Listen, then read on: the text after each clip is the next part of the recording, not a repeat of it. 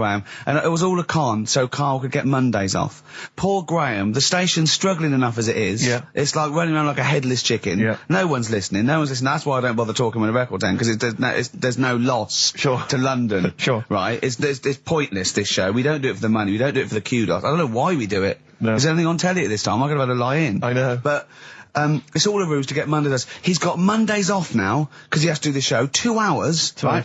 And he's still getting paid. And it's all a con, because he knows that he's holding him over a barrel, and it's like, oh, we've got to keep Carl happy. Right? I had Mondays and Tuesdays off before Duncan got involved. No, but you know what I mean, though? And it's like, poor Graham, who's the MD, in charge of the thing, probably pulling his hair out, worrying about the station, right?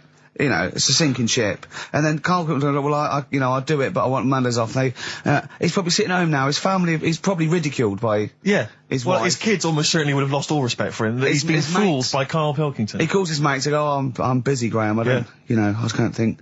It's just... It's embarrassing. But do you know what I mean? And you think it's funny, and you think you've got one over him. He's going, Monday's off for 2 hours. Yeah, you do. You think, and now you're embarrassed we've said it on air. But you're only conning yourself in the long run.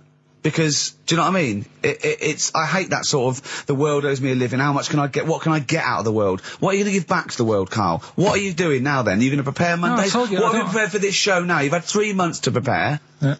What have you got? What have you got for us? Okay, what's happened in the last 3 months? What? In this place or just my life? Well, what have you got for us? 3 months, we're turning about, you get Mondays off, you're getting paid for it, you've got a cushy deal, you're having a laugh, you're taking the piss out of the management, right? So, what have you got for us? Give it to us. I've kind of, updated Rockbusters a bit. Right, brilliant. Yeah. Right, so, and you said don't mess with it. If something's good, don't mess with it. What do you mean it wasn't good? It was never good. It was never good. No, of course we had to fix it. It was fun to do. It was a laugh. I mean, I imagine it was much more fun for me than the 450 listeners. You know what I mean? I enjoyed it. I enjoyed squeezing your head and dressing you up. No, but that's just it. When I had a meeting with Graham, right, I said, look, I'm not being funny. I don't want to do it anymore. Yeah. I've had enough of it. Yeah. And he was like, oh, what's up with you? You sounds like you have a right good laugh. I said, yeah, but that's all good acting and stuff. I said, it's hell in there. I said, like he's talking about Vietnam. Yeah. I said, having my head squoze, right? What? Squoze is still not a word. We've been away 3 months. It's still not a word. Right. Yeah. I said, he's putting a dustbin lid on my head. Yeah. You told this to the MD. He's hitting me with a tray. Yeah. He's chucking toilet paper at me. Yeah. And he said, yeah, but that's all over 2 years. I said, no, that was the same day. So, okay then, what has changed in 3 months? They're listening, they've been listening for 6 minutes now. Come on, give us something. Bit of Nickelback. What's happened in 3 play a days? record and let him 3 think. months? What, in my life or in here? Nothing's happened here, nothing's changed here. Right. But, I don't know, do you know last time we were on? Yeah. Right? And, I was telling you about the woman over the road, where I live. The one that walks around naked? There's a woman who walks about the flat naked, This is when, Karl was watching a woman naked, then she looked at, saw him looking, so what he did, this is the genius he did to get out of this, he pulled his pants down, so he was naked too. His girlfriend comes in and goes, Karl, what are you doing? He went, I can't tell you now, but don't look out of the window. Yeah, go on, sorry. That woman, she's bought some blinds.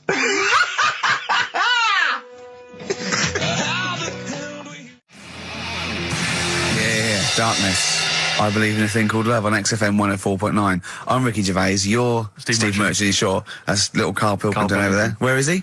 There he is. There he is, yeah. All right. Yeah. Hey. Back together again. The old gang. Yeah, it started last week. Yeah, I think triumphant return. I think it went well last week, didn't it, Karl? Good show, wasn't it? You loved it, didn't you, Karl? Brilliant, right? Yeah? Yeah.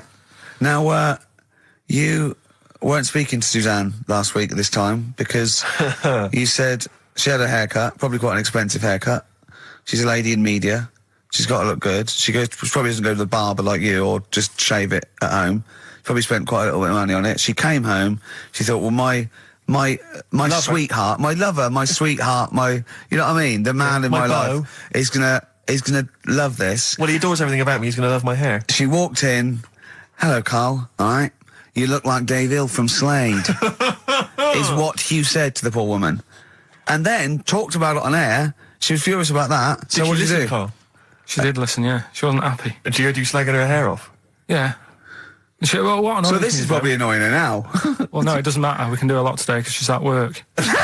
So, and of course, no one's going to tell her. Let's have a chat about a fat arse, shall we? Hold on.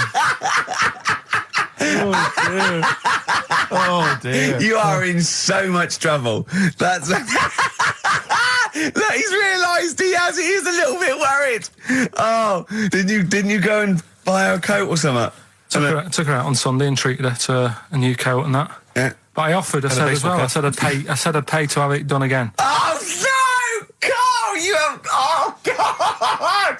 Oh my Christ! So she listened to the show. What did she say? You got home, she'd heard you slagging her hair off. Imagine that. He thinks that's a good thing. We've won the polls. Brilliant. What are we doing? Well, you can have facial surgery now, love. It's sort of like... It's just... Christ! You offered to have it done again. Unbelievable. Yeah. But I got home and she's like, being moody with me, right? Yeah. You thought something's wrong, so you must have listened to the show when I was slagging off her hair. His first thought was she's probably looked at herself in the mirror. She agrees with me. Yeah, that barber's been round again. Yeah. And she just said, that wasn't very nice of you, was it? Oh. So I just said, hang on a minute. I said, that's what we do on the show. When I'm slagging off, Chinese people looking old or whatever, I said, you never interfere. Sure. I love the fact... She's got to get her priorities right. I love the fact that she's in the same queue as a billion people you've never met. Yeah. That's fantastic. She's in the same queue. Well, you didn't complain when I was slagging off. Carl, I don't think Carl has ever admitted he might be in the wrong. Ever. Certainly not to you or I. So did you admit... That is so true. Isn't it? That is so true. He's never admitted that he might be in the wrong. So did you, in this instance, agree that maybe you'd overstepped the mark? No, I just said she took it badly. Do you know what I mean? It's only a haircut. Yeah. Yep. See, you haven't seen it, so you can't start interfering on this one. No, okay. No, I haven't seen it, but I very much doubt she looks like Dave Hill from Slade, who, if I'm... unless I'm mistaken, used to cut his hair with garden shears blindfolded. Well. So, you know what I mean? And did her teeth stick out when she started speaking with a Brummie accent as well? I've got used to it now anyway. So, and so did you bought... So at some point you came crawling back and you said, do you want me to buy you a coat? I just said, let's leave that. Let's go out and have a good weekend. Sure. But get your hat before we go. And, treated her to a new coat and that. It's a nice coat, so people will look at that rather than looking at the head. So if does it do flash? It's got obscenities across the back. If anyone who knows Carl's girlfriend is listening, tell her. And maybe you're a work colleague and you're listening to the show. Because I think this is terrible. Get her to phone him now. Get her to phone him now. I mean, forget the phone on the XFM number. What's the fat ass complaint line? Because you are in deep shite. It's Michael Stipe and his boys from Rapid Eye Movement. Bad day, I hope you're not having a bad day. It's Saturday, it's 1:05. I'm Ricky Gervais, with me Steve Merchant and Karl Pilkington on XFM 104.9. Big up and a big thank you to Alex Zane for the last 3 hours. I could do it. How long could you keep going with That's that? it. That's it? That is it. Because you see, Alex Zane, we came in while he was doing his last link, and he's an absolute pro. He really is. I was watching him, and he was, at home, you probably think that he's giving you his full attention. He's not. He was looking through a listings magazine, probably figuring out what movie or theatre piece he's going to check out, with a lady later. Yeah. Probably going to cruise down there with a couple of, chicks. And he really is an absolute pro. Yeah. Looking at you, Ricky, and it's like you can sustain it for a while. Yeah. You're a talented performer, but it's sort of, I don't know what it is. Is it concentration with you? It just ebbs away almost instantly. And you try and do 2 things, 3 things at once, but normally on air, that's you eating, taking fluff out of your belly button. I never once, when we were on the set, we were filming The Office, and I'm trying to put off actors, just coming up ways, instead of remember lines, coming up ways to sort of ruin the shot or make them laugh. And you came out and went, Rick, it's like having your own TV show isn't interesting enough for you. Yeah. Just concentrate, it's lunch in an hour. I went, all right. Well, the radio show even less so. I mean, you really can't be bored. How long do you think your interest you sustain your interest? I came in too early because I got bored just before we came on air. Sure, okay. I came in too early. I got to stop getting the cab so early. Yeah, so you're bored now. I think I've got to get here about 1:55, and then I think that'll last me till about 1:30. Again, as he was saying that, he's not giving you his attention. He was kind of leaning back. He's put his feet I've up got now to on be the comfortable, desk. haven't I? And this CD rack's in the way. Sure. Well, you get yourself comfortable now. Get yourself settled. And then sort of... Because a lot of people will move them. Those papers, no. So... Is this the same one or a different fella I think it trying might it be on? the same guy. I'm not sure. Trying it on. So there's a huge conspiracy amongst these Chinese villages that every when time... you get to about 50, say you're 70. Because no one will believe us. Well, if you can confirm or deny that, then please email in ricky.gervais@xfm.uk. This is the Racist Show on XFM 104.9. Call in if you're anything less than a little mank. Outcast, Hey Ya, on XFM 104.9. With me, Ricky Gervais. You, Stephen Merchant, GQ Presenters of the Year. Radio Personalities of the Year. It's official. We're the best radio personalities of the year. We got that award sent to us, didn't we? And we did a little thing. But it was only our two names on it. It had your name, Rick, definitely. I remember that. It had my name. And your name. Didn't see Karl Pilkington's name anywhere. No. And yet he's the one with the day off and the money and He's got the free conning day the MD and making him cry at home. Let me just remind. Go Can on. I just check that Go again? on. So he's made a fool out of the MD. He's made a fool and out of all the the MD. major, basically all the all capital this shareholders. shit about, I'm not sure if I'm coming back or not. I want a day off then, which is the same day off as his girlfriend gets off. So he's just like walking around, I don't know, Hyde Park, just feeding ducks when he should be working out what he can do instead of Rockbusters, which is basically Blockbusters with a word changed. Christ's sake. Right. If that's annoyed you, I'll tell you what is really weighing me up. Go on. The last week or so, this postal strike. I tell you, Rick, I have got no sympathy for him. I'd be a scab. I'd be walking through there and I'd be giving him the finger. I go, you can intimidate my family. I don't care. I don't care because the post has got to get through. Because I'll tell you what, it's not the fact that, the unions, they could organise a strike. I'm behind that. That's fair enough. But not when it's these wildcats. They're just out there. They're just taking days off willy-nilly. They're sealing out the post boxes. It's going crazy. Maybe Carl could deliver a few records Monday. Well, I know Carl must be livid because his copies of the New Scientist and the Literary Review haven't turned up. So he's in a terrible way. And I got important documents that are supposed to be coming to me. There's nothing. There's hiding a hair of it. And I was cooking last night, and it got me panicked because I was thinking about if this just is going to spread now amongst other organisations and other groups. And do you know what? Like a cancer. It was partly because I was cooking. Yeah. But do you know, I suddenly become terrified that they might go on strike. Go on. The guys in charge of the potatoes. Oh, anyone involved with potatoes. I had so much the mash farmers. last night. I had so much sausage mash at the second helpings that I had to sit on the edge of a seat so my stomach could hang down. I love spuds. Spuds and bread. I could not do without spuds and bread. I feel like maybe I could make my own bread. Spuds, I wouldn't know where to start with a spud. Yeah. And it's like, they're amazing. You can boil them, you can broil them. Yeah. I don't know what broiling is, Nor do but I. I suspect it's tasty. I don't think it's as good as... I mean, obviously the chipped potato is... For the working classes, the chip. It was always on. The chip fat fire was always on in my household. The ceiling, the death trap fire, polystyrene ceiling was yellow. Exactly. Come Wednesday in our house. Yeah. And, always had chips. Because all I remember hearing, if I think back to my childhood, all I remember was, gotta stop and get some potatoes, or phone your dad, tell him to get some potatoes. Well, that was your job, wasn't it? Yeah, the potatoes. Yeah. I mean, genuinely, it does concern me because what did you have to do? Did you have to fill a diary out for your teacher? Do you know when you're at school? I don't know if you do the same thing, but you get like a little red book, right? And every night, I think it was a way of the teachers sort of keeping an eye on you. So if you went out robbing, if you wrote it in your diary, they'd go, what you're playing at. Sure. Right? So you'd have to write down what you did every night. Yeah. But I didn't get up to that much at that point. Sure. I used to just go on my errands. Yeah. And it was my job to like... I haven't heard errand since the 70s. Nice to hear that. I went to Gervais, right, the little local supermarket. Yeah. And I got... what's it called? Euthanasia? What? I did... Gervais. New phase. Gervais. Yeah. H-U-G-H. Gervais. Oh, Hugh Face is his name, right. Yeah. And I just had to get like a bag of potatoes. Of course you did, yeah. And a loaf. Staple. So I used to put that in my diary every day, and it got to a point when like even the teachers were like, just make something up. Yeah. Stop putting the same thing in. Sure, start joyriding or something. Live. I remember when Jane was little, she was at school, I think it was about 10 or something, like, do a project over the week, and they were given a big list, like a list of 100 animals that they had to tick when they saw one that week. And the teacher knew she cheated because she ticked beaver. So she was trying to win and get it, but she knew, unless it was Susie Dibblethwaite's beaver. I know the school slut. I don't know, maybe. I don't know. But, yeah, so, it feels like the potato people have got me over a barrel. You know, I mean, they could hike the prices up. I still have to buy the taters. I got nothing else. I got to have that. You know, you got your fancy pastas for the upper classes, but for the working classes, it's chips or mash, isn't it, really? Yeah, no, I wouldn't worry. I don't think people who do potatoes are going to go on strike. I don't think so. Because we just go and pick them ourselves, don't we? Or grow them ourselves. Sure.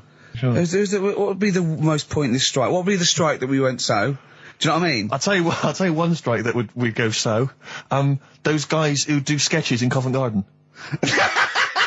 Yeah, take a picture, or they do a caricature of you. The strike, imagine the strike! You go out and you go, well, I want one with a big nose and a big chin. I want them using caricature of me and my sister. yeah.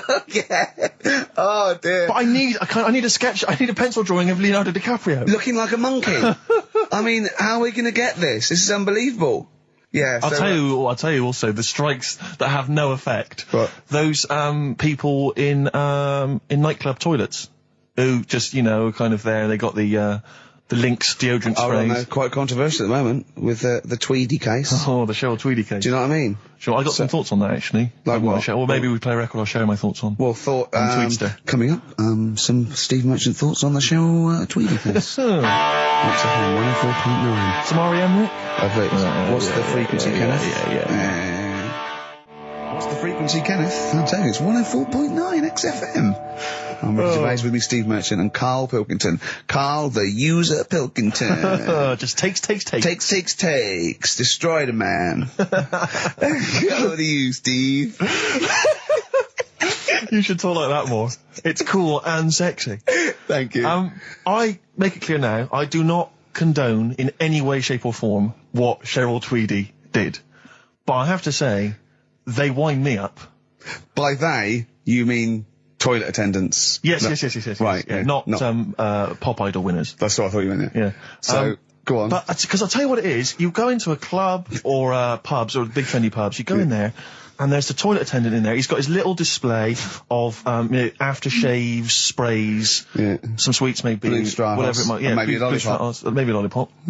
And alright, I don't know if I assume they're not employed by the club. I'm assuming the club's we've got the DJ, we've got the bar staff. Wait a minute, we need a guy to irritate people. When the manager walks in, do they hide? Well, this is it. I don't know if it's a guy who's just like... Is it like busking? Yeah, he snuck in. Okay. He came in when it was free during happy hour. He's got a little carrier bag. Yeah. He snuck in the toilet. But the thing is, it's the fact that toilet attendants, fair enough. I mean, I'm happy if a toilet attendant sneaks in under cover of darkness, cleans it for me, and then shoots off. But it's when I have to see them there. I feel guilty because it's like, I maybe wash my hands, I'll forget he's there. He'll hand me a paper towel. Suddenly I've got to tip him like a quid or something. It annoys me because I wash my hands at all. I don't usually wash my hands. I sometimes don't even bother getting my knob out. I do it by stand and change my trousers when I get home. Exactly. So it annoys me I have to go through this charade of getting it out, slushing out of it, shaking it dry, and then washing my hands. See, if he did any of those elements, I'd tip him a quid, yeah. Pop it out. But not to hand me a paper towel and get it myself. And it's this guilt, and sometimes I'll hold it in because I'm nervous I don't want to go back in there. What annoys me is like a posh award ceremony, it's a pound a piss. It is a pound a piss. Do you know what I mean? So, or in a top hotel or something. Yeah. It's absurd. And I'll tell you what's worse than that. I know that he's doing it because he's got to feed his kids. But it's the fact that I've got to look him in the eye. You know, it's like he's humanised. You know, if he was only dehumanised, Rick. Yeah. If I could see him and I didn't think he was a human being, I wouldn't feel guilty. If he could sort of hide under the urinal, perhaps, or if he could hide underneath the sink. Like thing from the Adams, he just puts out, he just pop a hand out, doesn't say anything, just hands me the paper so you don't even see, like, you know, hand over, and then I'd put a pound in, I'd take the thing, put a pound in, nick a lollipop and run away. No aggro. Exactly, it's the fact I got to see them and I feel guilty because, you know, I'm on the radio, I've got a cushy life. I know. Here's a guy who's just trying to make ends meet. It makes me feel bad, it ruins my evening. Yeah. I'm just pleading for them, can they not do it anymore? Can they maybe get a job, illegal minicabin or something? Please. Born Again, Star Sailor on XFM 104.9. We're back. It's the 1st of November. Ricky Gervais, Steve Merchant, Karl Pilkington. It's the same old email address if people want to get in touch. ricky.gervais@xfm.co.uk. We've had a couple of emails, Rick. Someone, actually Ian, he's emailed in. He said that because of the blinking postman, it's his wife's birthday today. She's had no cards or presents because, presumably because she's got no friends, but also because of the postal strike. But you won't be able to use that excuse for Suzanne's birthday again because she knows that the postal strike won't be on around that time. All right, Karl. But anyway, so would you just say happy birthday to Tracy? Have those condoms run out yet that you got for Christmas? Carl. I've still got them. Have you? Just say happy birthday to Tracy. It'll make, Happy birthday, it'll make her Tracy. happy. And hello to Aidan, who's phoned in to let us know he's actually listening in Northern Ireland. Oh, God so bless him. we've gone international. Sure. Now, there's also a question here. You're joking. We better play a record. Okay. Play a classic. Right, we've got who's that on the line? It's Rob. Rob, and are you a doctor? I'm a final year medical student. I'll be a doctor in 2 months, touch wood. That's close enough, isn't it? Yeah. Excellent. So, where do you study? Do you want to give more details, or do you want to remain anonymous as you're calling in to I study at Barts Hospital. All right, great. So, why do GPs sometimes put their finger up a man's anus? To see what's there. You know, if you've got hemorrhoids, if you've got an enlarged prostate, you know, it's either that or they stick up a big tube and have a look up with a light. What? And it's easier to do that. Now, are you dumbing this down for us, or are you going to fail your medical exams by saying stick up a big tube with a light? I'm dumbing it down. Okay, come on then. We're all intelligent people here, and Carl. So you tell us what's that called? It's called a sigmoidoscope. Right. Nice. That was a clever test, wasn't it, Rick? 12 He's inch a real long, doctor. Yeah. 12-inch long tube that they can put up there. So, Carl, would you prefer that or a finger?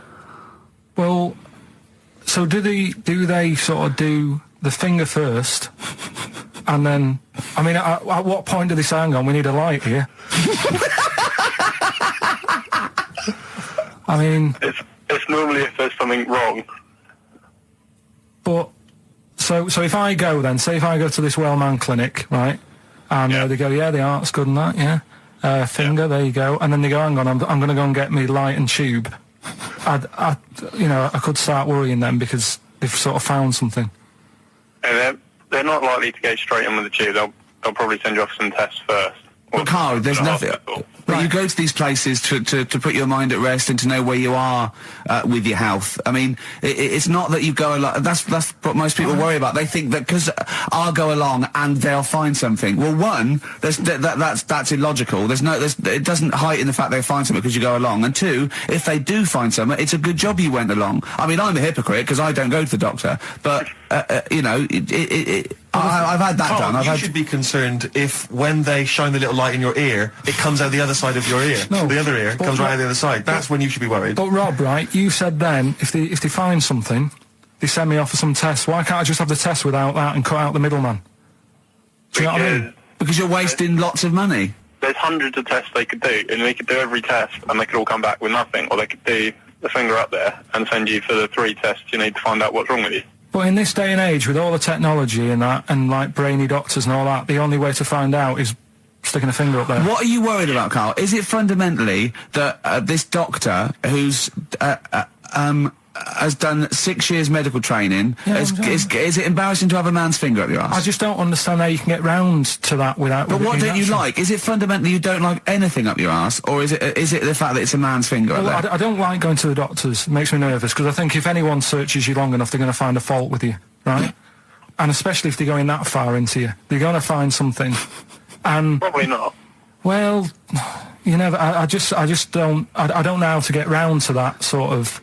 that point where you get a... What do you talk to the doctor about? He's like, all right, nice day. Strap your trousers. He goes, he says, I'm gonna just, Most people just shut up and let you do it, and then breathe a sigh of relief when you say there's nothing there. Yeah. But is that at the end of the test, or is that the first thing he does? It's the last thing. So that trousers up out the door. Because he knows it ends conversation. He knows it's a bit of a faux pas. The doctor said, "Oh, I better not kick off with the finger up the arse." What I do is I'll start on with the the head, and then we're then go. Oh, one final thing, Mr. Pilkington. So Rob, he drops his keys and he goes, "Pick them up." And as you bend over, will you be doing this, Rob? Is this what you're like open to do? You do all these. I'll have to do it at some point. All doctors do it at some point, no matter what they specialise in. So the first one, is the another doctor there to sort of make sure you're doing it right? Not dentists. No, but do you know? Dentists aren't doctors anyway. But do you know what I mean? Like, normally it's like a co-pilot will have someone with them for the first one. So when you put your first finger in, Yeah. will someone be there going, right, you just want to move to the left I've of it? already done it. Have you? Yeah. So that's the thing with a student, you're learning. So you get people teaching and you learn on these things. Can I just point out, Rob, I think I'm right in assuming that you have a glove on. Yep. And there's lubrication. Yep. And it doesn't hurt. No. There you go. What are you worried about, Carl? Who's this person who everyone's testing on in your class? It's not one person. One person. There's like, when a patient comes in and they've got a problem, your boss, the consultant, he does his finger up, and if he finds something, he goes to the patient, is it alright if the student has a feel as well? Then the student puts on a glove, puts the leave on the glove, and sticks his finger up and sees what he comes out with. Rob, I wish you could see Carl's face. I mean, his face when you said, and he says, can this fella have a go as well? He looked horrified that he thought it was a free-for-all, like there's a queue of people trying on gloves and going, let's have a go. That looks good up there. What have you found? No, I mean, how come you had to sort of... Is it not something you could test on yourself rather than waiting for other people to come in?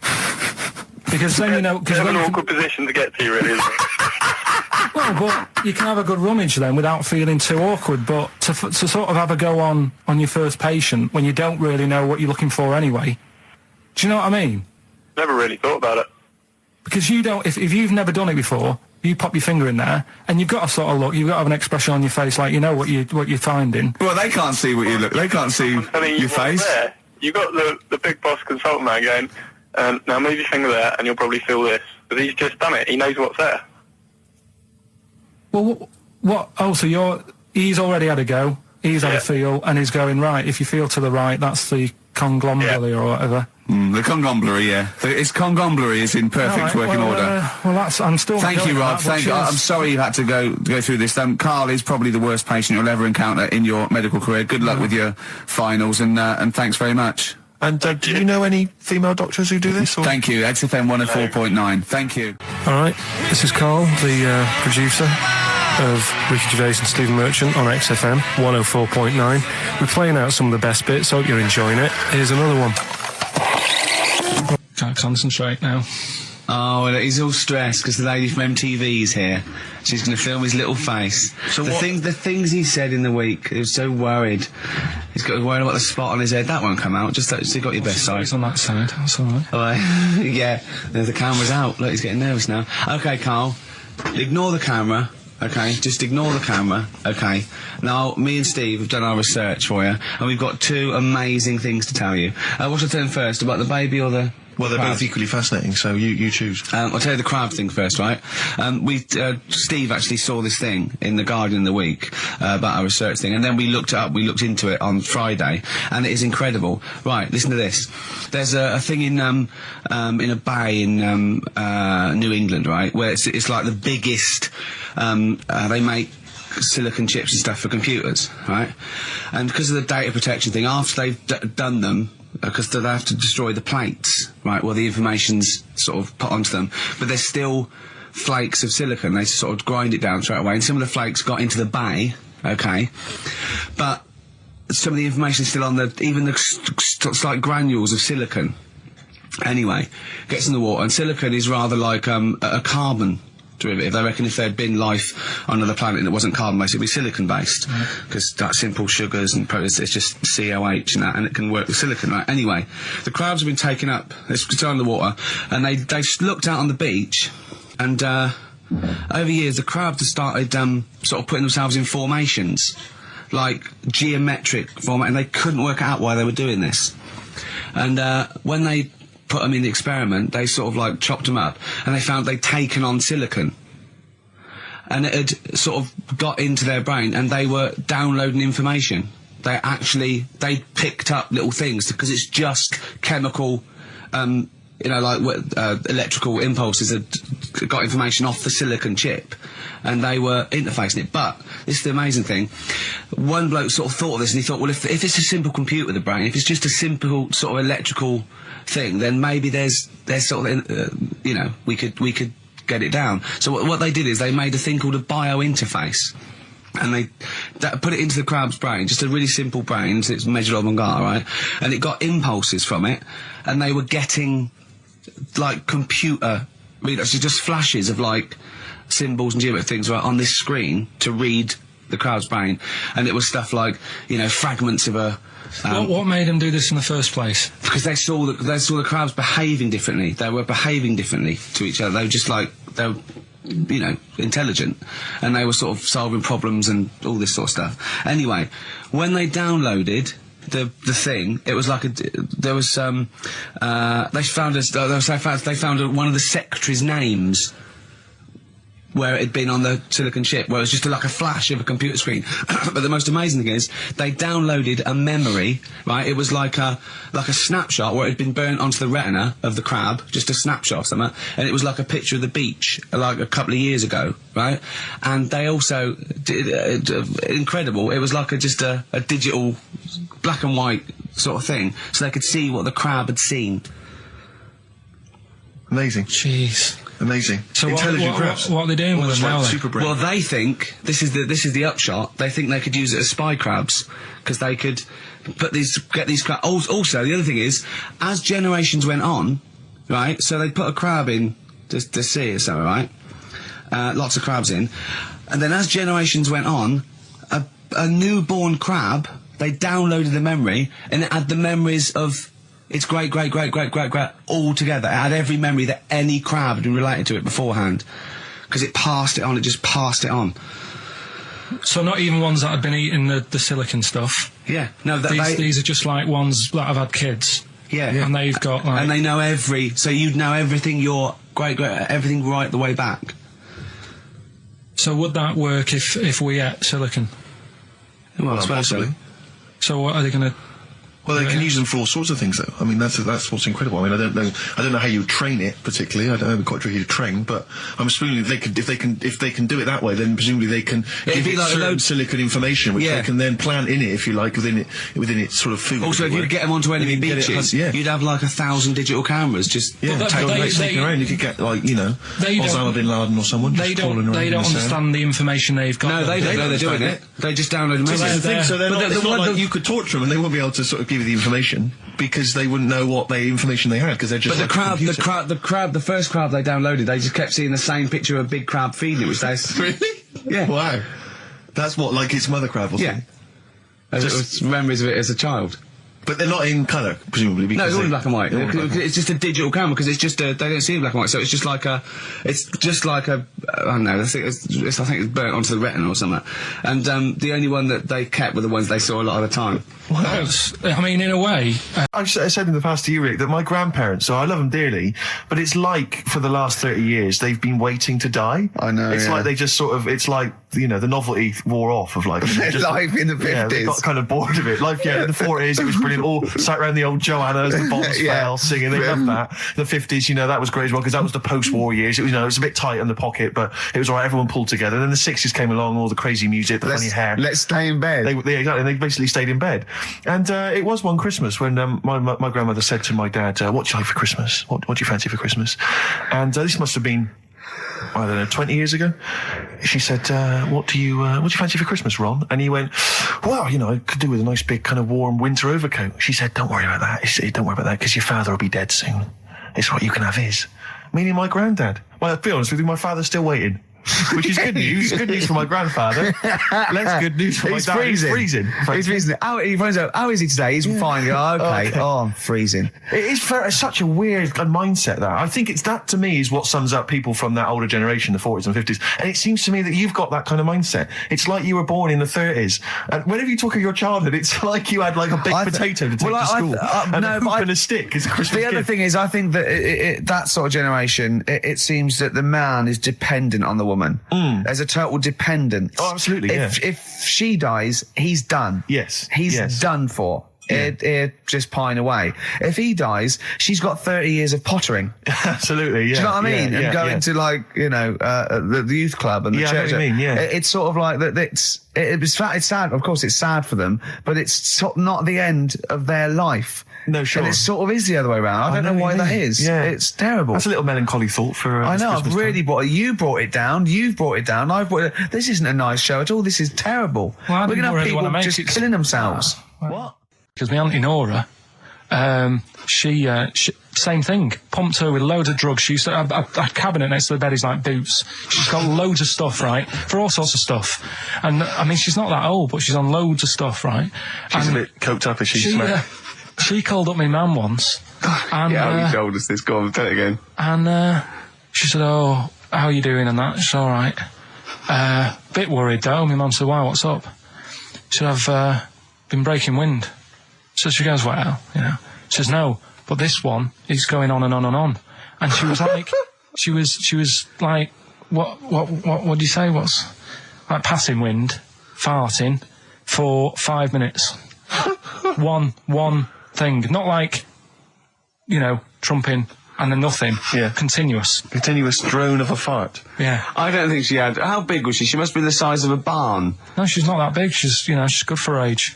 No, but I mean... Quite slim.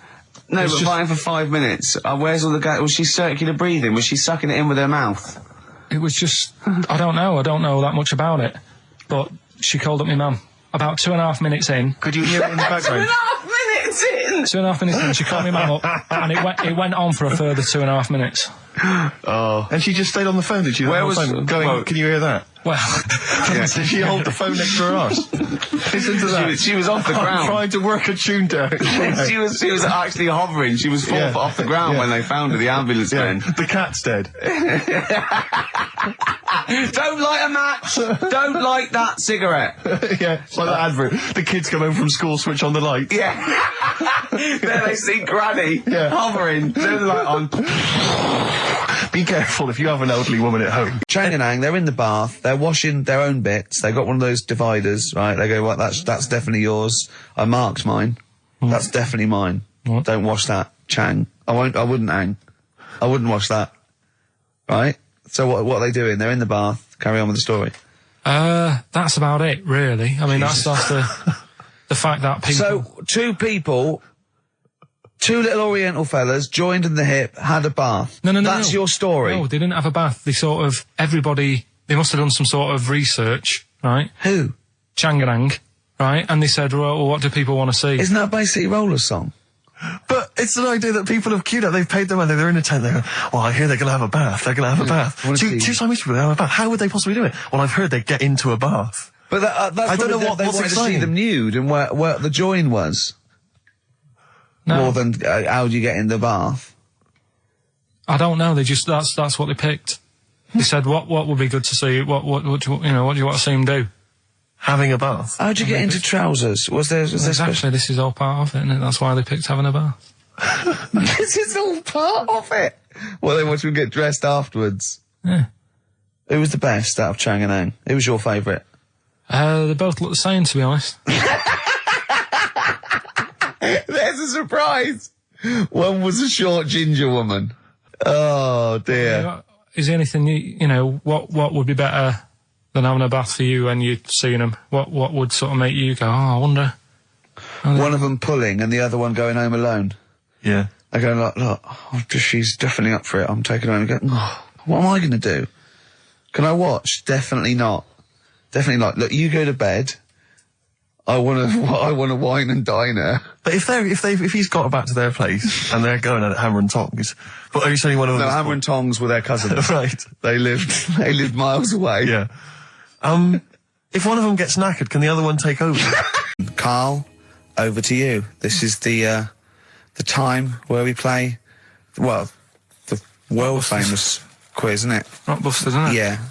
Which is Blockbusters, but with music. See you later. Cryptic clues and that. Do you want to say? Not really cryptic, but go on. We've got a number of DVDs to give away, including some teachers' DVDs. We've got a bunch of CDs here, and also Ricky Gervais's live stand-up DVD, Animals, brilliant. which Cool. is not good at all. I really would not encourage people to buy that. It is weak observations, poorly performed. I would recommend The Office Series 2 on DVD. Rubbish That's in still that. I'm available. awful in that. You can actually see me forgetting some of my lines. That's true. Go on. Right then, so cryptic clues, just an example, might be new. I reckon people will be staying in today because it's raining and that, so might not have heard it before. So, like... or they have and they're not listening. Yeah. Well, whatever. Good. You gave up on that, did you? Three. Well, give us an example of the sort of thing. That Jesus. All right, maybe don't. Listen, It's gonna take that long. I'm a broadcaster. Yeah, words are my tool. Go on. All right, forget that. Come on, Baldy. Right, three clues then. Here's the first one. It's a band or an artist. Yeah. Right. I'm going to the northeast. What are you going there for? Good point. Good question. Right. Yeah, if it had been why you're going to the northwest, that's a different matter. Go on. Going to the northeast. What are you going there for? Right. Yeah. S is the initial, so it's a band or an artist it starts with. White man, the White Van Man column in the Sun. Carl, seen it. Are you familiar with this? This is where every day in the Sun they interview a guy who drives a white van, just, in order to get the kind of voice of the man on the street in the paper. And he has to answer, or just give his opinions, really, on events that have made the news each week. There have been huge rises in street crime, especially muggings and carjackings. What's your view there? More youth clubs are needed, aren't there? You think more youth clubs? I like that. No? Okay. No, I like that because it's so 1950s. Yeah, it's sort of like you want a bobby on the beat that'll clip you around the ear. So once they've come out of national service... Yeah. No, I love that. And if you find someone smoking a wood bomb, you make them smoke 50. Yeah, exactly. Oh, this is great. That is great. Did you used to go to youth clubs? Yeah. And they kept you out of trouble? You used to get into a fight afterwards when Sure. you came out. But for the sort of hour and a half you were Alright, there? You had a bit of pool and some boxing and a bit of pop.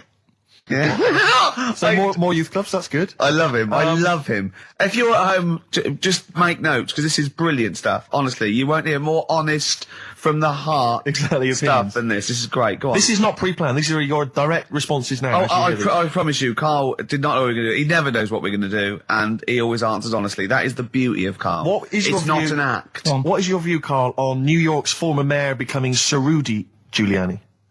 Sir Rudy Giuliani. Is he happy with it?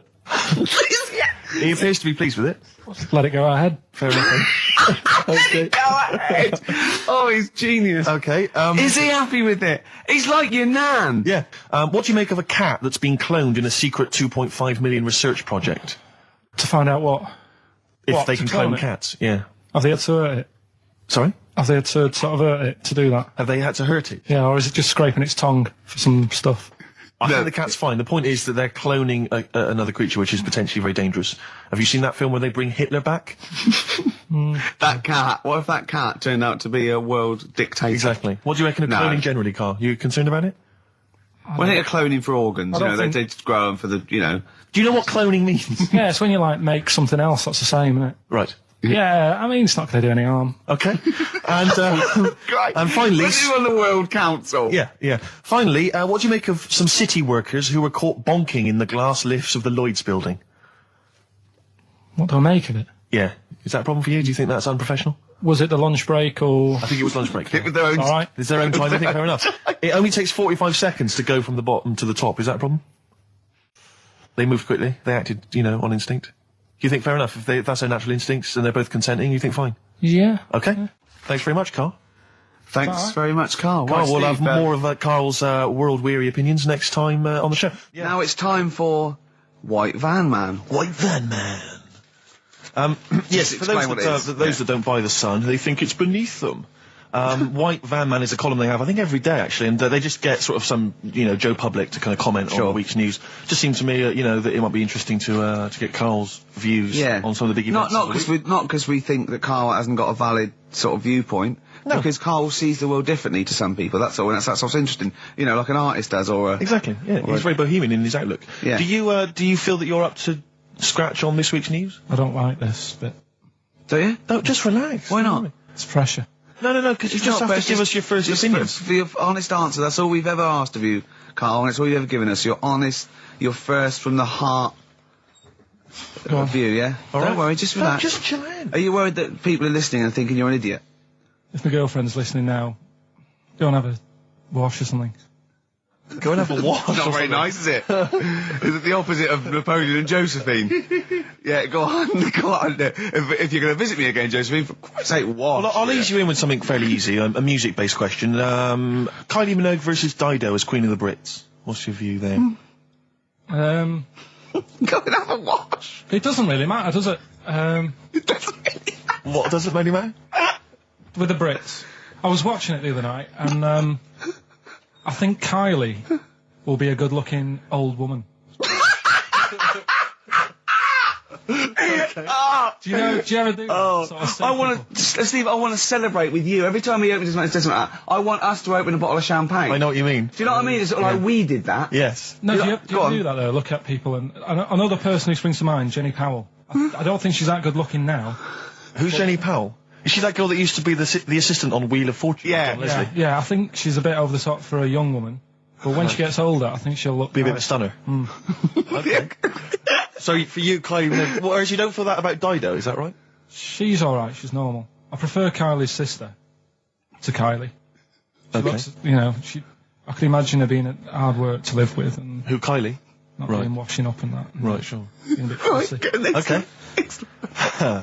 And what do you make of taxes rising in the next budget to pay for NHS improvements? Well, my dad went to hospital to have an operation once, Yeah. so I feel like it's worth paying it, because I've got something. Because people might have to go to hospital. Yeah. Yeah. But it makes a change when it's someone in your family, doesn't it? Yeah. Because you sort of realise... Yeah, change is as good as the rest. And the weird thing is, if it wasn't for my dad, I wouldn't be here doing this show, because when he was in hospital... Well, no, I'll stop you there. Yeah. To be honest, that's all you need to know. You wouldn't be here, true, but no, but... Well, no, because this was after I was born. So, I would be here. But for his more direct involvement was what? Yeah, because when my mum was seeing my dad in the hospital, I got a bit bored, went for a wander, found the hospital radio station, Yeah. and got a gig. Really? So, in a real sense, if it wasn't for Carl's dad, Carl wouldn't be here. And did your dad, like, while he was listening to you, did he, like, sort of tap the nurse and go, can you get that 12 off the air? Who's put him in that? Yeah. Oh, go on. Okay, what do you make of the real-life Mowgli who's surviving in a Transylvanian countryside? Apparently, I don't know much about this story. I don't know. You know Mowgli, he's the that guy one from the about- Jungle Book. Yeah. The little kid that grew up with bears and animals and stuff. Apparently there's a real-life one in Transylvania. What were the things in Gremlins? What were the what? Like, in Gremlins they were... Well, wait. Okay, this is an example. This is what your girlfriend said. Think. What were the things in Gremlins called? I can't remember. Just, I mean, really. Something like that, isn't it? No, wait. Just really think now, Carl. Just with everything with all the brain power you've ever used, think what the things in Gremlins were called. It's not there. There's a clue here. Oh, no. Yeah. They're not. What? Gremlins. Yeah. Play a record, Carl. What about the fact that the world's tallest man is living in a semi in Neasden? It's alright, isn't it? Something that someone told me in the week is that, do you know all these tall people like this guy? Yeah. Which is a bit weird, they've only just found him, considering he's the tallest man. I think that's a bit weird. Yeah. Someone genius. told me that, do you know the guy who was in James Bond, the big bloke? Yes. Jaws? He's got the same illness as this bloke. Right. And what it is... It's called tall. It's something about... You're suffering from tall. You've got a small tumour or something just behind this part of your head. Yes. Oh, yeah. Just sort of in the middle of your eyes. Yeah. And the pressure on that makes you grow really tall or something. Yeah. So he needs to get it sorted. That's your advice to him. Yeah. Get it sorted. Well, I think we should have a white van man session. Oh, white 'Cause van I think man people tune in for the white van man Yeah, session. people who haven't tuned in, they don't know. If people aren't familiar with this, The Sun runs a column every day which is asking some punter from the street their views on the week's big events, and we just thought, why not hijack that idea, but apply it to Karl Pilkington. Karl, I've seen much news again this week.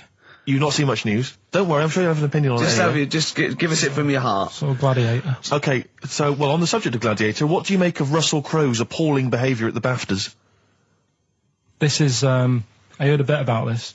This is, when he got some director or something, because... Director or producer and threatened them, because they cut his bit, didn't they? They cut a poem that he'd done during the acceptance speech. I watched it on Sunday night. I didn't realise it wasn't live, to be honest. Yeah. But I quite liked the way it was to the point and didn't mess about. He went up, he said thanks. So you're saying that he shouldn't have beaten up the director? Is that what you're basically saying? It's a bit over the top. You thought I mean, if you didn't have time, if you really, I mean, what's the poem got to do with the film anyway? He was an awards. So do you think it's ever justified to beat up a TV director if you're a major Hollywood star? Depends what he's done, but I mean...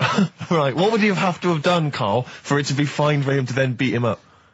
The thing is, right, forget all the beating up. at the end of the day, it was a awards thing for a film.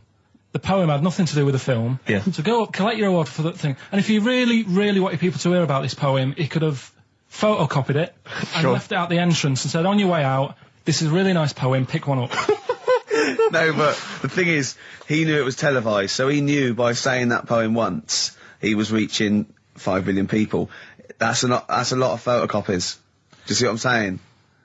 I'm not saying he was justified. It wasn't a poem award. If it was an award show for poems, you'd say you can't cut it out. It'd be like doing the top 40 and then going, number one's good, but we haven't got time for it. But it's a films thing.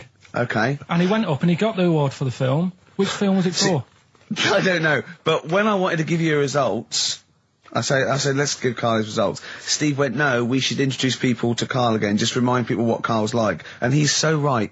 I'm so glad we did this first. Am I right, though? Carry on, Steve. Okay, the next topic. What about this big debate over whether Kylie Minogue's had a bum job? I'd have to see it. Next. Okay. Anyway, Carl, look, let's have a little quick session of White Van Man. For those that don't listen to the show regularly, The Sun, as you know, has a section called White Van Man where a member of the public gets asked their opinions on the week's big political and social hot potatoes. Carl, we just thought it would be fun if you answered some of the questions. It's not so much questions, it's just your views really on these big news stories. What do you make of Olympic ski hero Alan Baxter testing positive for drugs? What did he do? Well, he won a gold medal in the Olympics, and what? He was a skier. Right. And he won gold medal, and they've just tested him positive for some kind of illegal drug. But what, I mean, if he did, why take drugs to ski? Why? Because all you do is balance. But imagine, it'd be amazing if you were stoned, like going down a hill. Yeah, it's not like you have But to... it's not going to help you, is No, it? it's just not like... gravity that's doing all the work, isn't it, with skiing? Yeah, but it's often to do with your athleticism, isn't it? It's No, to but help it'd be you- like saying, and we've just found out the people on the toboggan were on crack. It's not going to help them. You sit there and you go with the flow, and you try and you hold on. Could I say, the drugs he was Apparently taking... that's his defence, He probably wasn't jacking up H or, dropping a few E's or getting stoned. He was probably taking more sort of performance-enhancing drugs, as opposed to him just, like, scoring some shit around the corner from someone, getting off his tits and jumping in a toboggan. Doesn't mean that, does it?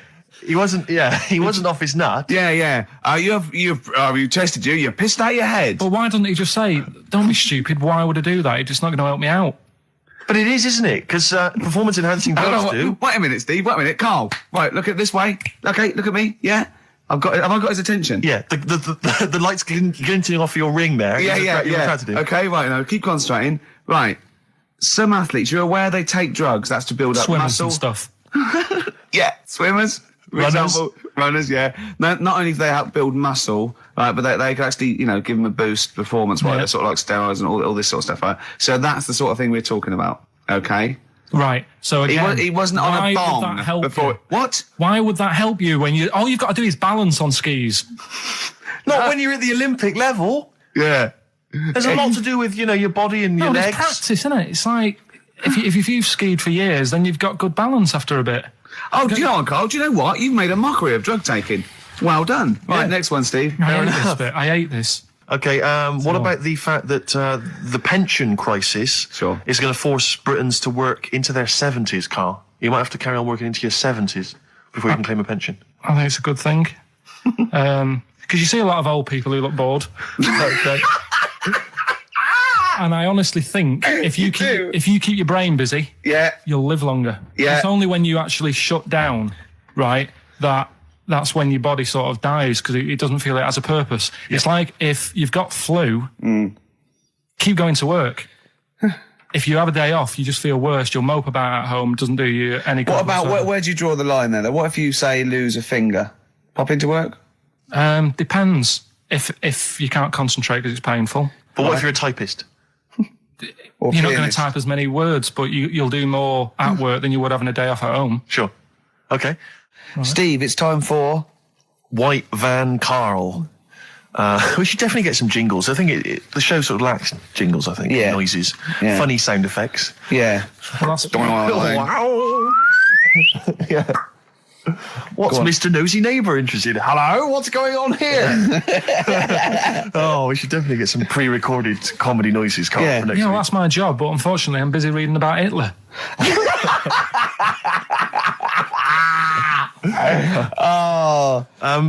For those that don't know and aren't familiar with this feature, basically The Sun runs a White Van Man column where it asks just people who, every men and women, their views on news stories from the week, and we decided we'd just ask Carl his opinion on some of the same issues. This week... Not like us to rip off another idea and just use it for our own... No, but this time... The White Van Man in The Sun this week is Herbie Crossman from Harrow in Middlesex. Herbie. And he's asked his opinion, Carl, and what's yours, on pop idol Will Young admitting he is gay. Come on, Carl. I don't understand what the big deal is, to be honest. Okay. No. Talking to different people about it, and they've said, it could affect the sales, girls won't like him anymore, which I think is rubbish. Yeah, because it finished George Michael's career, didn't it? Oh, yeah, and I was thinking when I was growing up, right? And Freddie Mercury. I was into Kim Wilde, right? Sure. Now... And her kids. You're not going to tell me she's gay, are you? No, but if she was, if they said, she's a leather, right? I wouldn't say, right, that's it, I'm taking kids in America back to the shop, I'm disgusted. Sure. I liked her. Yeah. I don't think I'm ever going to meet her and marry her and that, so what does it matter? Yeah. Will Young, he's a good voice, he's gay, a lot of gay people in the world. Georgie boy was gay, I guess. There you go. Nothing more and nothing less. The kindest guy I ever knew. So Do you Bowie? No big deal. That's one of your favourite songs, isn't it? Brilliant. Killing a Georgie Parts 1 and 2, isn't it? Yeah. Okay, what do you say to the fact that a judge has decided that we, the general public, have a right to know about stars' flings? Basically, this is an excuse. This is basically saying, should papers be allowed to print tittle-tattle about celebrities? Oh, this is... Providing it's proven true. Oh, this is something about, isn't it, a Division 1 football or something? It's definitely had Premiership football as an affair. And it is true, but he's trying to keep privacy. And the judge said, well, it's not for us to censor the press over things that are true. Right. It's up to the general public to either boycott or not, that publication. What do you think, Carl? What about all this, exposing, going through the, the bins of celebrities? It's not right, is it? But no. People are interested in it and buy the papers to read it. Do you know what I mean? I mean, like I said to you the other week, everyone has a go at Beckham for not being that bright. But at the end of the day, it's a good footballer. It doesn't really matter what goes on off the pitch, does it? Do you know what I mean? Yeah. Express 2 featuring David Byrne, Lazy, XFM 104.9, 1:45. I'm Ricky Gervais. Steve's got the Sun. Yes, we're just going to be doing White Van Carl, where we ask Carl the questions the Sun asked some other bloke. That's right. Because we think Carl's got more to say than anyone on anything. Carl only tells the truth, by the way. Just remember that, listeners. Off you go. Yes, well, today's White Van Man in the Sun is John Slade. He owns his own door maintenance company. His answers are very informative, I have to say. But, Carl, what do you make of the Channel 4 producer, aged 30, who duped a school into believing he was a teenager for a documentary? Are you familiar with this story? No, go on. Well, basically, a 30-year-old guy kind of fooled the school into thinking he was a pupil for a secret documentary. The school's outraged. Do you think that that's, for you, should anything go when it comes to making TV? I think I've said to you before, there's loads of kids at my school. I remember being in the first year, and kids who, what year do schools go up to? I was in the first year. What is it? 11. 5? Oh, sorry, first year of infants and juniors. No, secondary school. 11. Right, year 11. Kids have beards and stuff. No, not year 11. They're 11 when they first go to secondary school. Right. Well, I'm 11. The kids at the older end. Well, there's a fifth form, and then there's leave when you can leave when you're 16. I think, can't you now? Right. Well, kids who were 16 looked old. They did have beards. I remember going there and thinking some of them were teachers. I think he's answered that. Next one. What's the next one? Tattoos and everything. I think they're kids in the earlier years even. What do you make of the fact that Mariah Carey's £38 million payoff has cost EMI staff their jobs, and we're talking 1,800 EMI staff who have lost their jobs? What do you think of that? Yeah, I mean, is that silly money, Mariah Carey, on 38 million? She doesn't need that much. She doesn't need that much. She has to dress nice, though. It's not her fault. I'd say it's bad business. Okay. Because EMI, did you say? Yes. right? They've got rid of them staff. Yeah. Mariah Carey's left. Who's going to do the work? Do you think Mariah should come back and do some temping? Well, they should have got a loan and paid her. Okay. Do you know what I mean? Vicious circle, that. Okay, educating Ricky. What have we got? Hairy Chinese kid, go on. Right, yeah. This is the... I didn't want to do this. What do you think you want to do it? Well, I wanted to give you 3, and I gave you one. It was like the alien man gets a beard or whatever. Yeah, And- which was total rubbish, so this one should be better, maybe. Hairy Chinese kid. Right, well, we've talked about hairy people in the past. True enough. Haven't we? Yeah. You know, the little kids who grew up in woods and hung around with wolves and that. Yeah, again, you're confusing it. Yeah, they're not, there were some people that were born very hirsute. They were not the people who were brought up with wolves. Yeah. You just put that together in your Homer Simpson type mind. Right, well, this is like a sort of close to that sort of story. Yeah.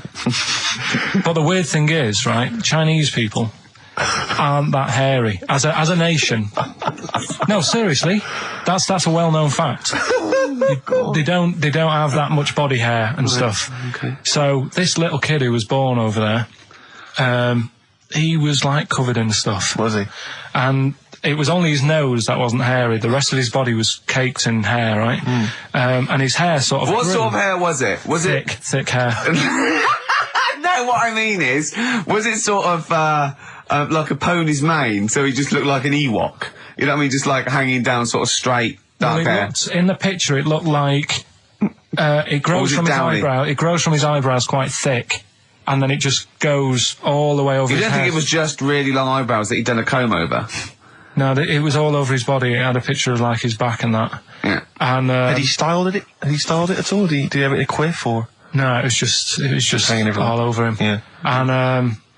And they were like, you know, this is a bit weird happening in China, where we're not normally that hairy. That was the scientist speaking there. Yeah. And the local press and that were getting him down, calling him monkey boy and all this. Oh, And thinking Chinese press. but the doctor, Yeah. Oh. They're cruel, aren't they? It's like those game shows.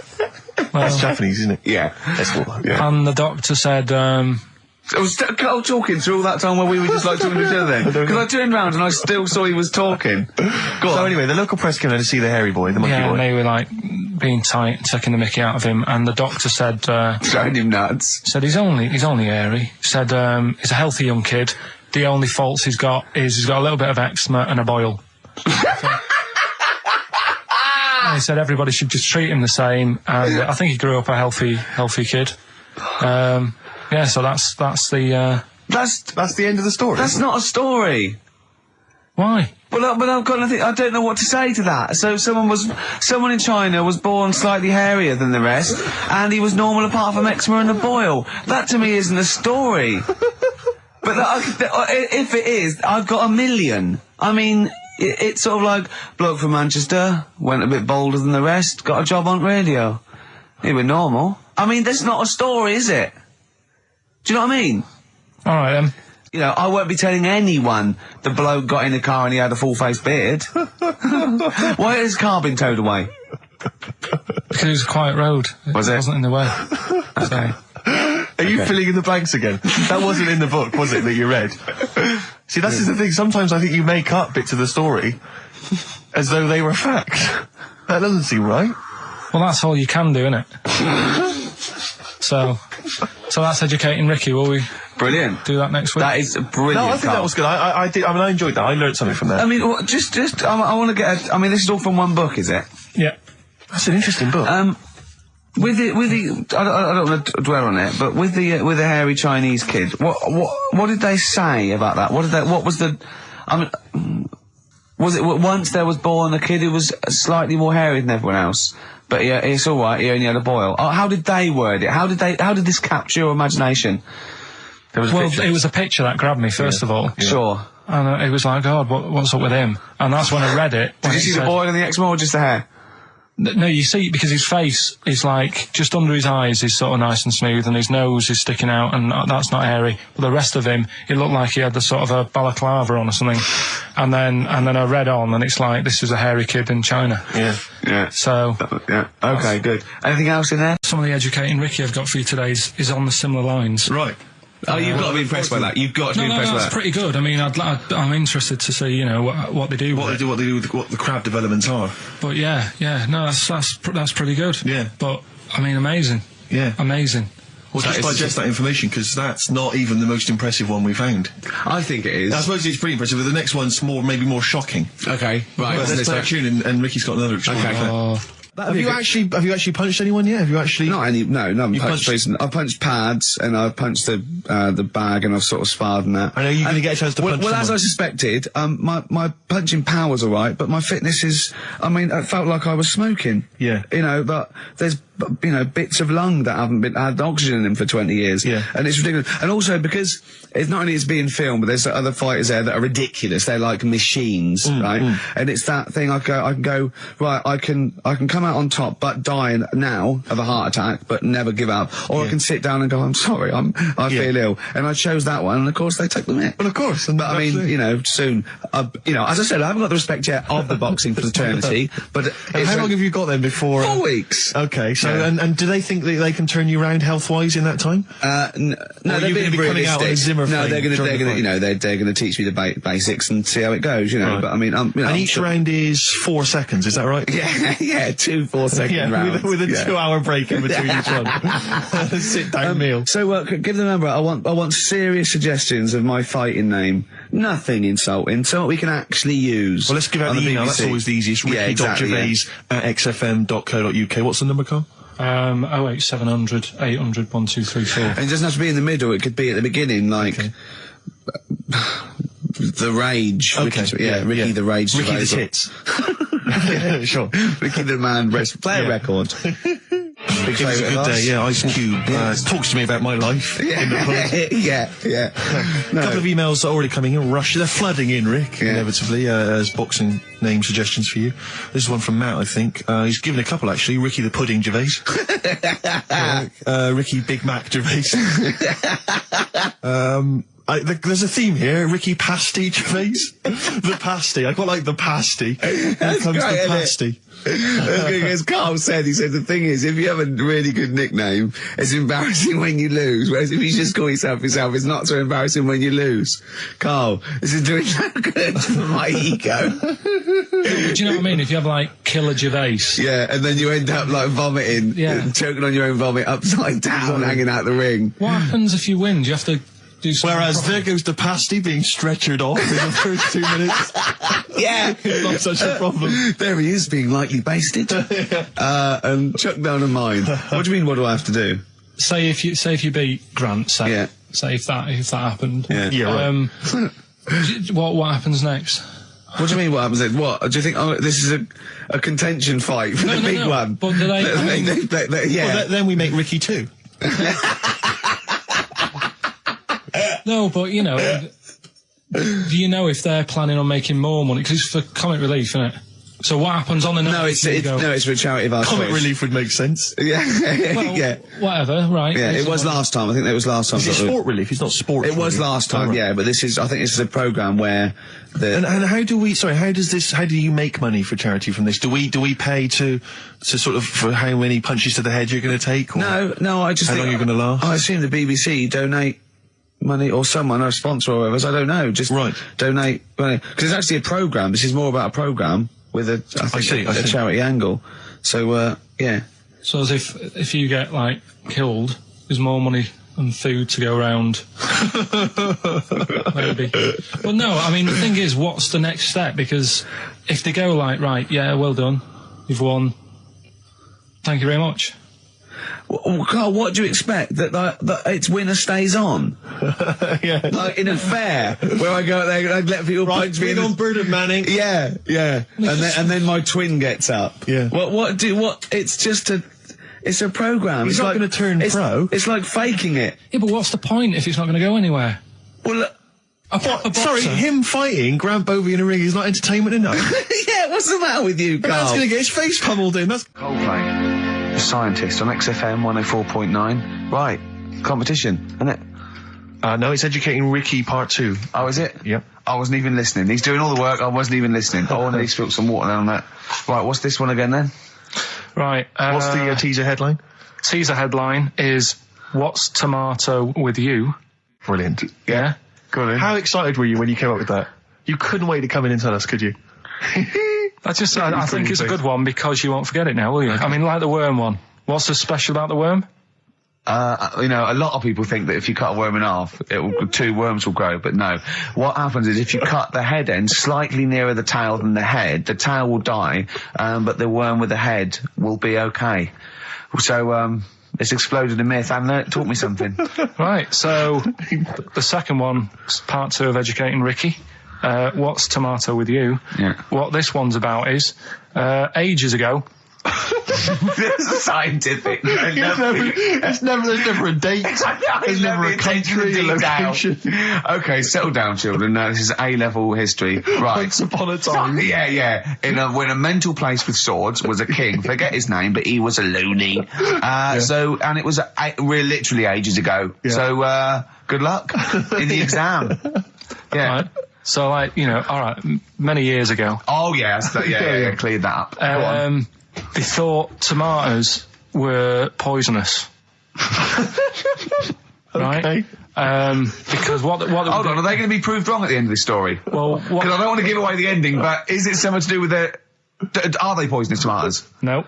Oh, you're having a laugh. I don't believe it. Go on. They could have been eating tomatoes all this time. Oh, Steve, what's tomato with you anyway? Okay, so hang on a minute. What's Let's just tomato with recap quickly. Many years ago, when people thought tomatoes were poisonous. Yeah. Go on, Well, they didn't know they were poisonous then because they were still eating them. But what was happening? Well, they're not. But they're not poisonous. But hang on a minute. All right, it's not. I'm just going to listen. I'm not even going to talk. Okay, I'm not going to tackle it. So, if you remember, years ago they didn't have like pottery plates. They had lead plates.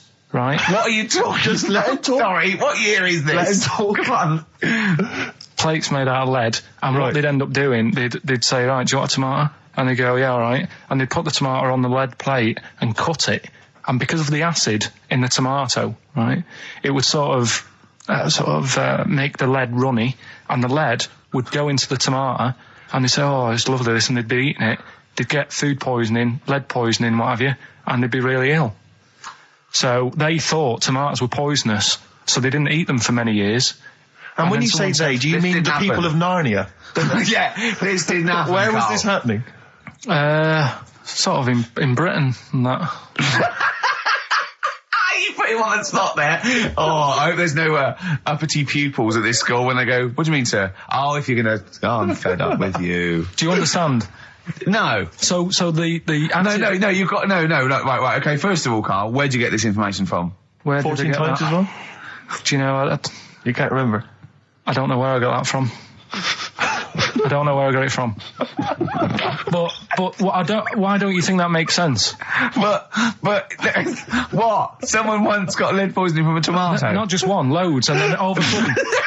No. Why is this educating me? Because I'm telling you that tomatoes... I can't take anything away from this. Yeah. I don't know what to take away from this. What have I learned? Don't mix lead with tomatoes. Why is this educational in any shape or form?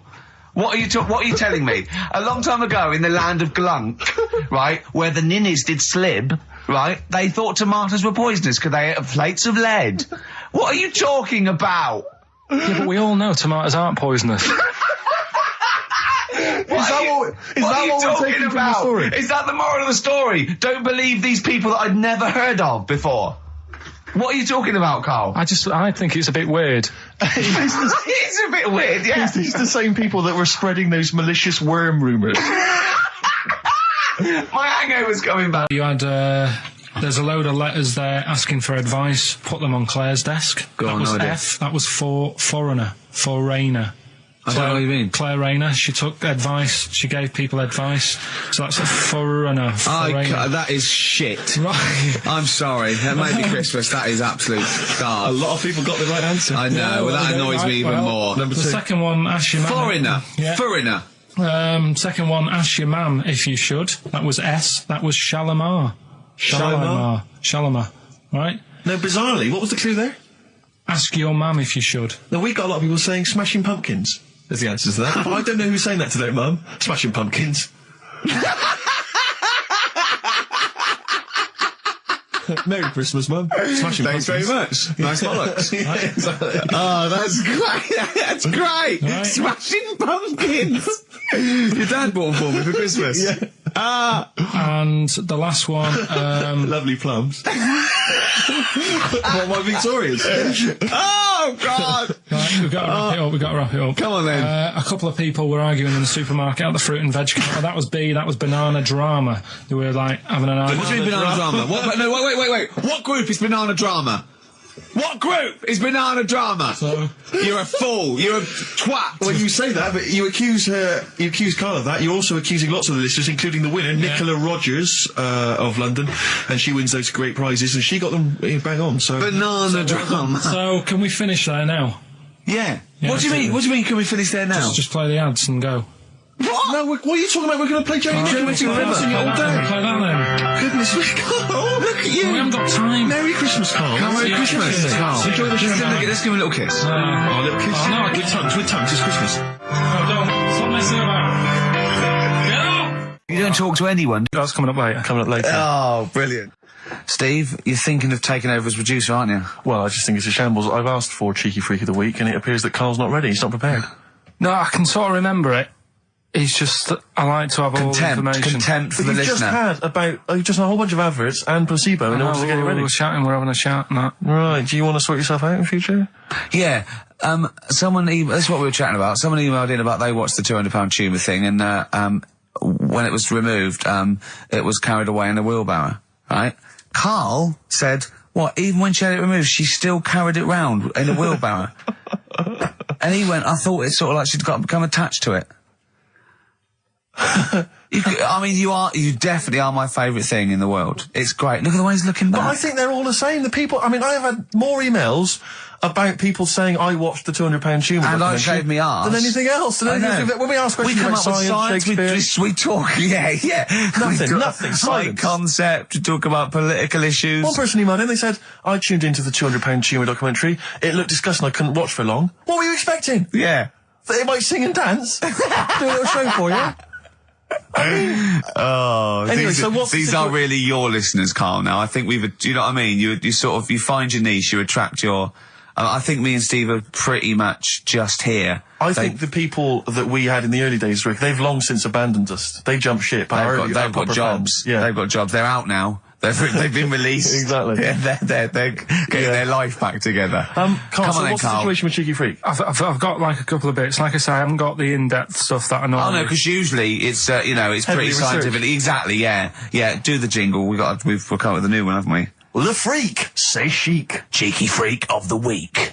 Right. Well, couple of bits. I don't know which one to use as the main feature for this week. It's that good, is it? Well, there's been another one born. What? Little kid. Who won? 4 eyes. Insult. Just a guy who wears glasses. Come on. 4 eyes, 2 noses, 2 mouths. That's weird, isn't it? This bloke, did he also have 2 heads, 2 bodies, sort of born sort of slightly separately? He wasn't stood next to a mirror. No, it's weird, that, isn't it?